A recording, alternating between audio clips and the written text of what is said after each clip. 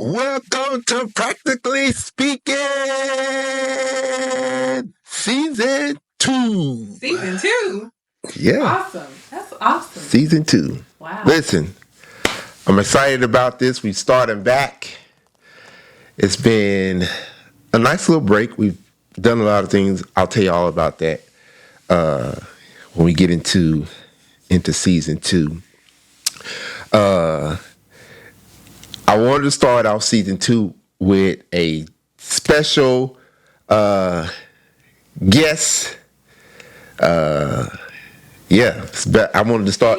I needed to start it off in this way, and so I talk about it a lot on the podcast. If you go back to Season 1, I talk about it a lot, and that's my wife. You love me, don't you? Yeah, I got my wife on. Hey, y'all. I got my wife on. We got a new setup.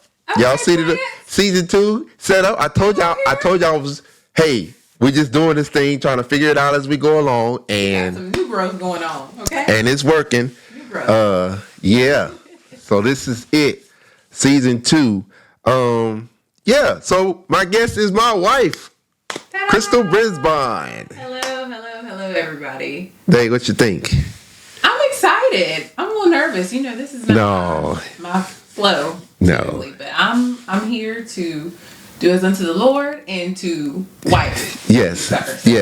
So I'm excited. So we are. There's so much that we can talk about. Y'all know how we do family, how I do, and so Crystal and I have a very interesting story, to say the least, even from how it all came about. We got stories. Yeah.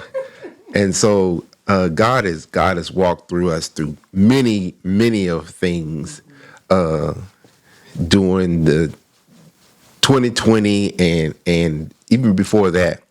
And so one of the things, but I wanted to be clear, because people start seeing couples and they think this is about to be a marriage podcast, and that's not what this is. Yes. Because she don't want to do that, and that's not what we're trying to do. We ain't trying to give y'all any marriage advice. That is not what we're doing. We're in year 10, but 10 years.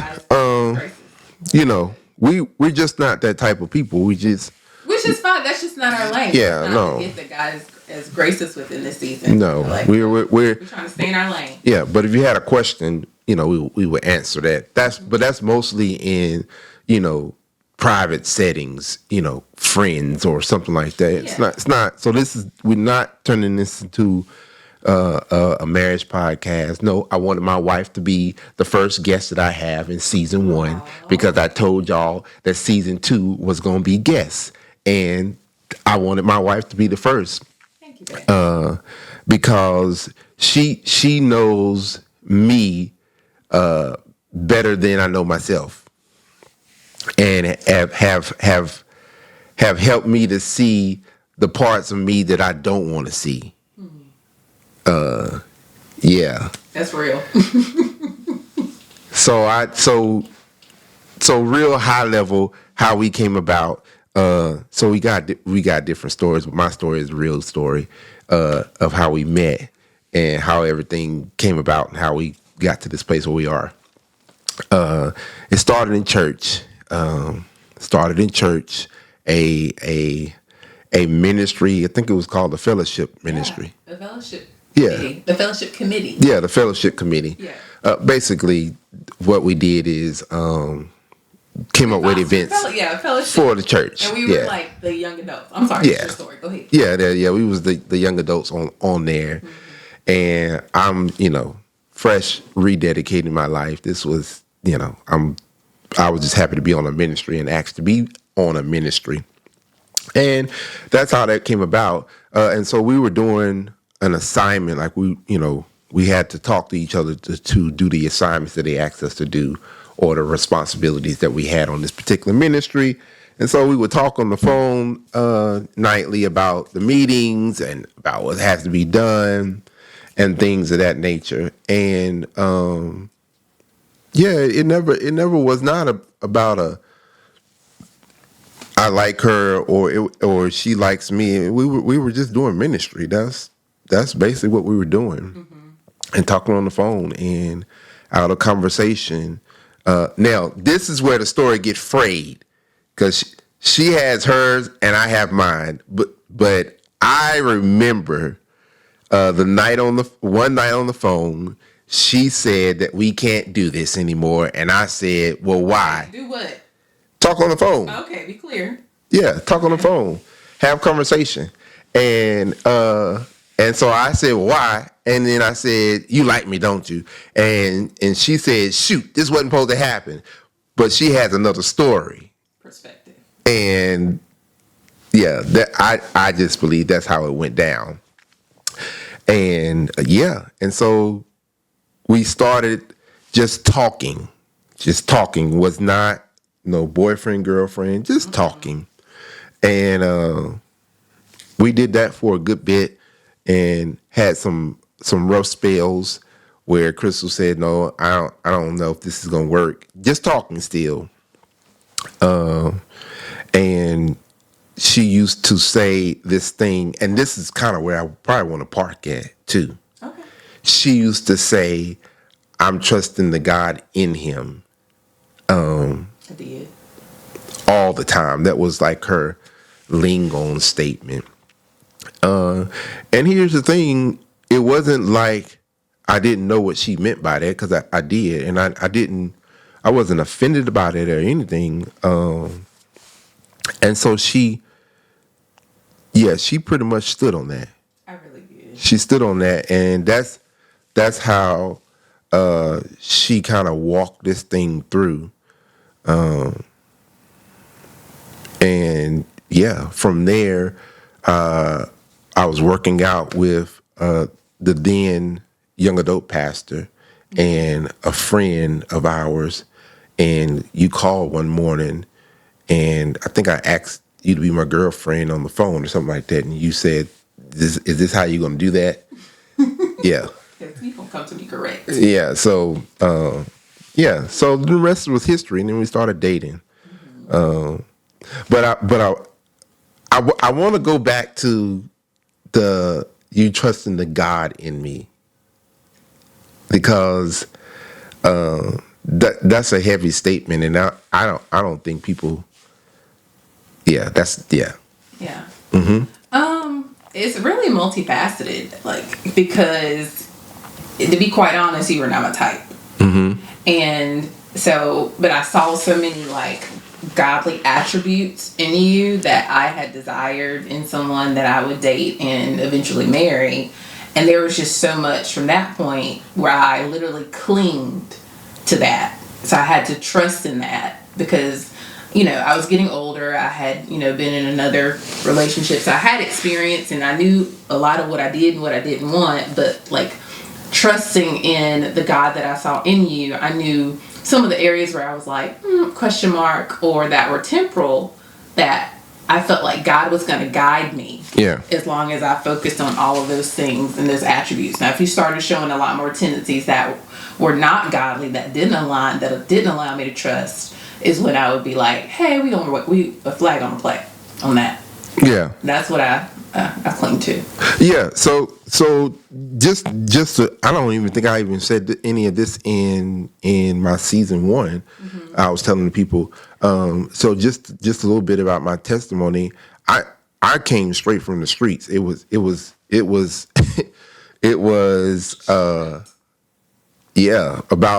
about to take my life. Yeah. Came to Christ, and so when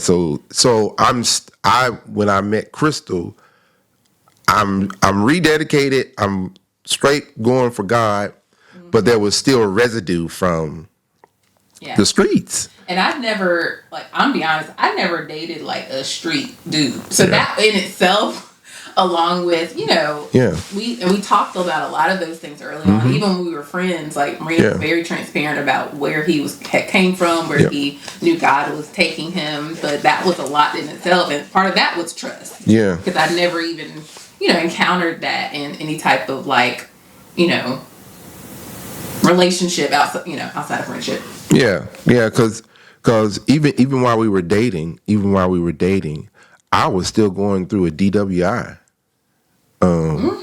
Yeah, I had an active DWI case that hadn't even went to court because I had pushed it out.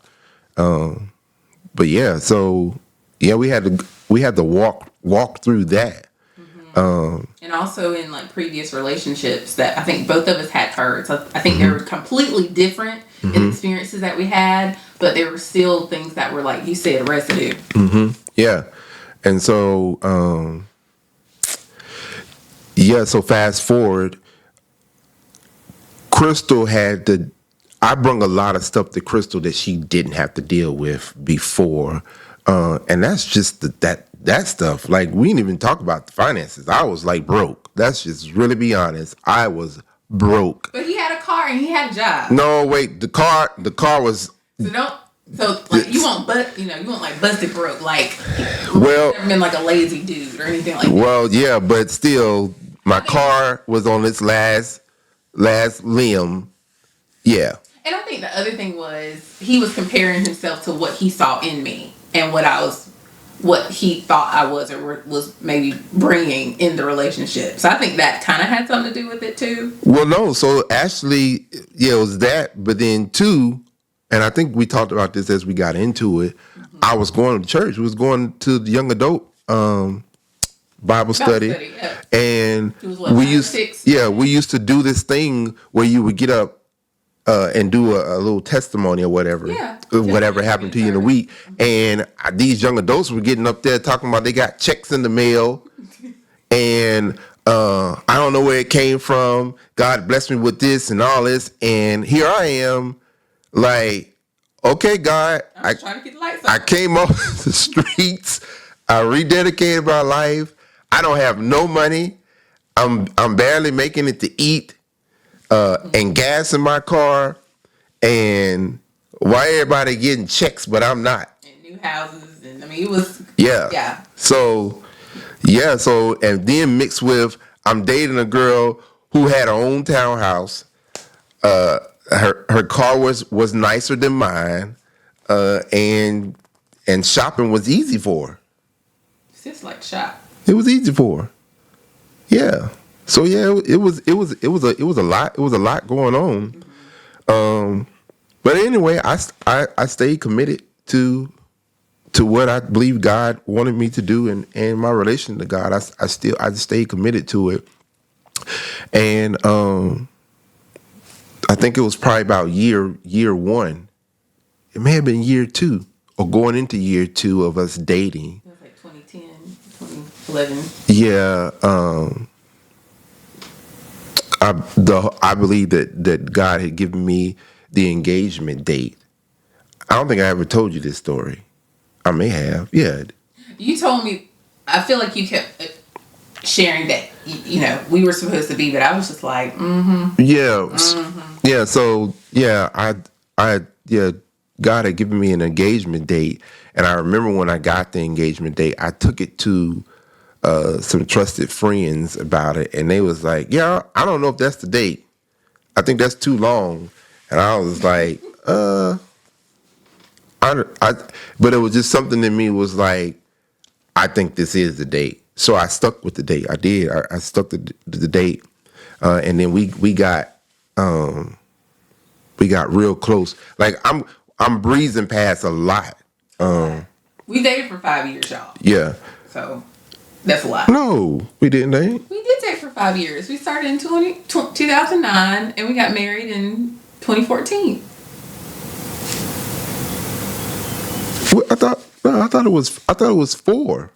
I mean, 4 if you count engagement, but it was not legal until July 19th. Oh, okay, yeah, you going like that? Yeah, that is right. Yeah. So at any rate, I ended up waiting to that date. Still got the date in my phone. Still have it from the date I wrote it in the phone. Still got it in my phone. And I stayed committed to that date.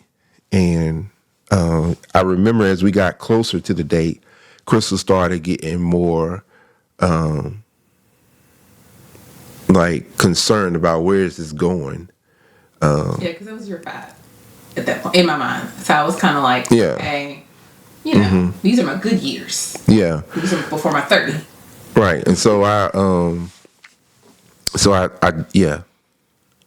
remember calling a counselor that I knew, and we was having conversations, and I told him, hey, listen, she's getting real anxious, and the date is coming up real soon. I just need her to hold on.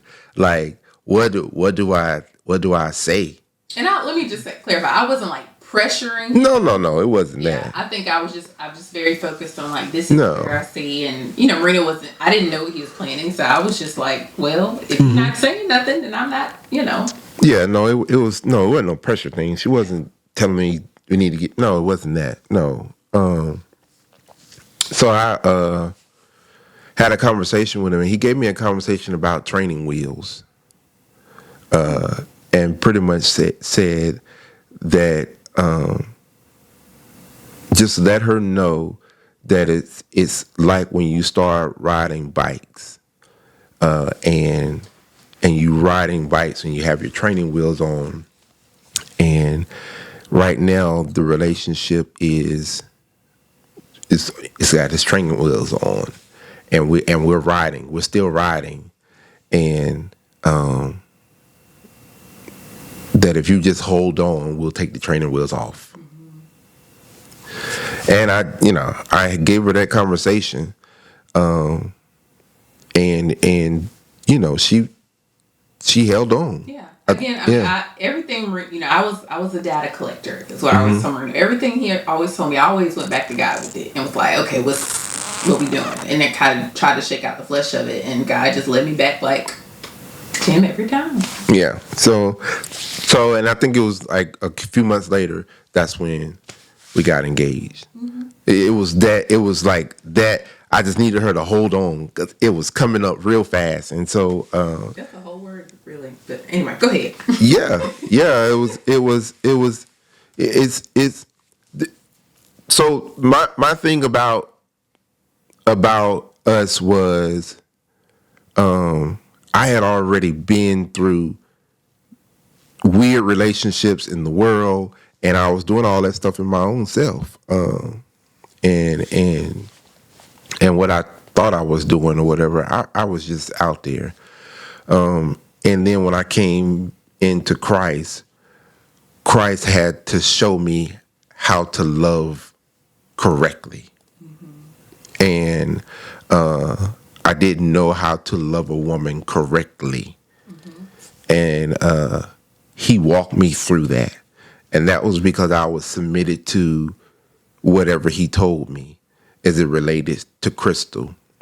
And I could see that. Like, I remember even while we were dating, you asking me questions about how I felt about certain things, or how do you respond when you're sad? Like, things that at that time, the typical guy would not be trying to understand.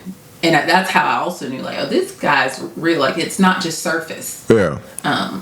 No, I really wanted to submit the relationship to God because I didn't know what I was doing, and I didn't want to mess anything up.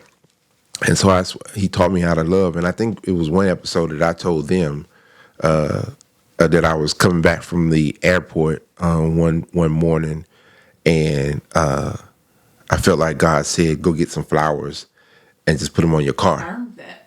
Yeah, and I was like, "What?" So I stopped and got some flowers, put them on the car, and pulled off and went home. And didn't even Yeah. I was sleeping in my town, like just sleeping in my house. Yeah. Didn't even know he came. And so then she came out to go run some errands, and she called me, and it was the thing that she needed that morning.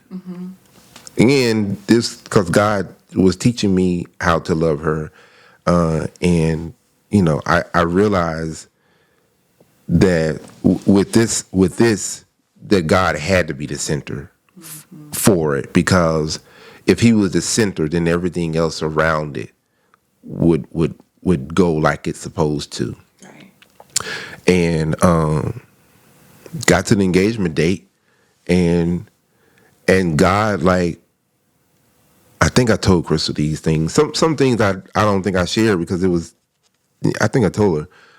So as I was planning the engagement, I knew what I wanted to do.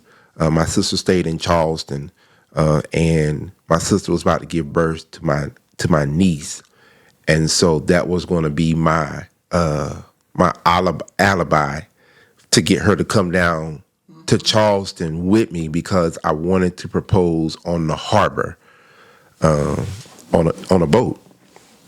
So I, laid out this whole plan. I recorded a video, and the details of all of this was I called to rent a boat out, rented the boat out, and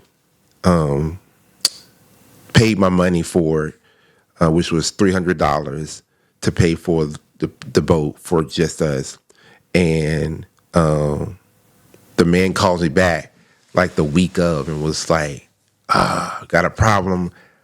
I don't have that boat because some mechanical stuff. And I have another one, and it's bigger than that one. I'll give you that one. Come on here. Upgrade. So, like, God was just, like, moving stuff out of the way and setting things up for me. And so we get on the boat, and I proposed to her on the boat, and while we were riding the rest of the evening on the boat, there were two dolphins that jumped in front of our boat. I remember. Like, two dolphins. We're in the harbor. We're not in the ocean. It felt like the ocean. We're in the harbor. Two dolphins jumped in front of our boat, and I went and looked up the dolphins, and it meant something significant. I can't recall what it meant, but it was right right around the line with what God was just talking. And so yeah, that's how the engagement went down. And I say all of this because had I not been submitted to God in this relationship, I don't think it'll be where it is and how it came to be. Mm-hmm. And I think that still continues. Like, yeah, I'm still trusting the God in you, and you're still submitting. Mm-hmm. Yeah, it doesn't stop. It doesn't stop. And so we stood on this thing, and it was a part of our marriage, still a part of it. But what I mean, when we first started, it was like our mission statement, I guess I'll say, is that God was the center of it. Yeah. And everything else revolved around it. Because I even bought her a necklace with a heart with a diamond in it, and that diamond represented God, that he was in the center of everything. And we've tried to do that. But seasons in life and us just changing has morphed around that, and God is still the center. And we have to be reminded of that often. And if we didn't know that he was the center, we found out in 2020, 2018, 2019, when we was seeking to get pregnant. Yeah. And then that just started a whole other things that we had to link on God with. And so the gist of her trusting the God in me was because I didn't know what to do. Period. In my own self, I didn't know what to do. If I look back over everything that we've gone through up until this point, if we would have leaned on me, we would have failed. Yeah. We would have failed. And I realized that it was me submitting myself to God, my praying to him, my conversations with him, that helped us navigate through a lot of things. But this is the thing that that I wanted to kind of talk about, because I don't think it's talked about enough. The Bible is very clear that it says that a man finds a wife and attains favor. But I don't think we really listen to that scripture or really realize what that scripture is saying. Now, God gives us grace. That's how we even get saved. Grace is what saves us. It's nothing we do it in our own strength. It's all God. He gives that to us freely. Grace is attached to that. So we have grace by ourselves individually that God has over our life because we have a relationship with Him. But that scripture says that when a man finds a wife, he attains favor. So that really means that before her, I didn't have the favor.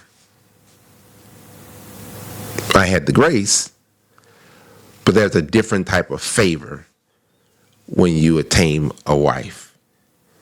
And I didn't get that until I got her. And that favor has, when I look back over the things that I did not have when I came to Christ, which my finances were jacked up. I was literally paying bills by overdrafting every month. So I was always in the negative in my account. But as I grew in God and as I continue to commit myself to Crystal and our relationship, and then when we got married, even before we got married. I was going to say, I think, before we got married, I think I saw a lot of change in you. Yeah. You talked about, definitely studying and understanding.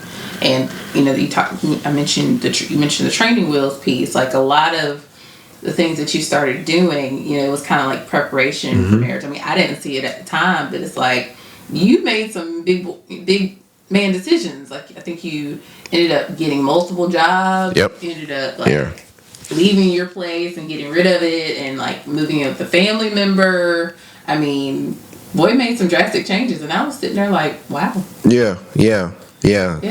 But again, those things were all surrounded around the fact that I knew that I couldn't continue to be like I was for her. I